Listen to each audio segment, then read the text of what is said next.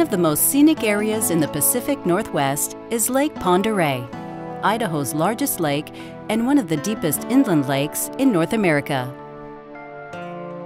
This pristine lake feeds the Pend Oreille River, an attractive recreational area for local residents and tourists alike. With this beauty in mind, TransCanada began work in the summer of 2013 to re-establish riverbed support under a pair of natural gas pipelines that cross the Pend Oreille River.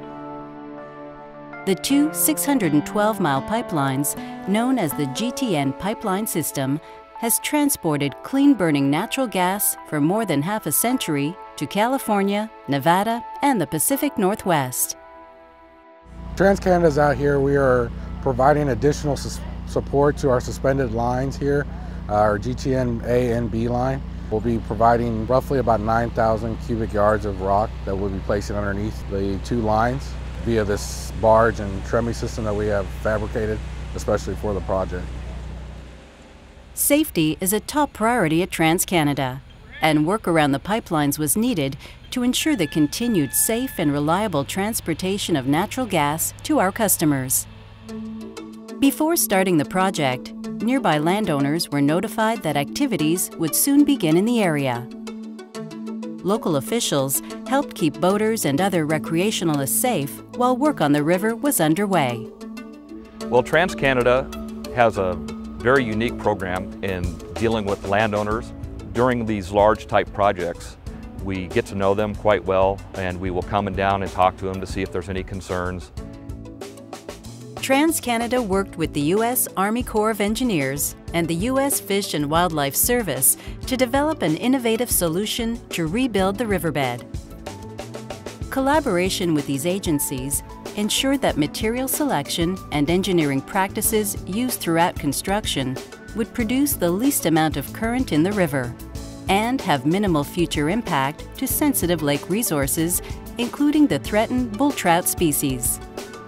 So one of the critical points on safety was the crane. We had to get it especially engineered for this, being that we were going to be lifting those two large excavators onto the barge. We completed that with no injuries and no incidents, and were successful in placing them on the barge. Layers of pre-washed, angular-shaped natural stone pieces were placed under the concrete-encased pipelines. The stone was trucked in, placed on 30-foot-long barges, and then delivered below the surface through a specially designed funnel weighing almost 7,000 pounds. Going through this project was really a new phase for us, from the safety aspect, from the environmental aspect as well. We went to the nth degree on safety on all those aspects.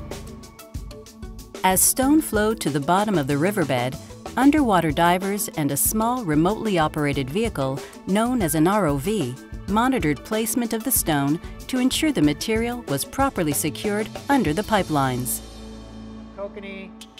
Balancing work and care for the environment is especially important to TransCanada, and protection of the river and the threatened bull trout species was a key concern.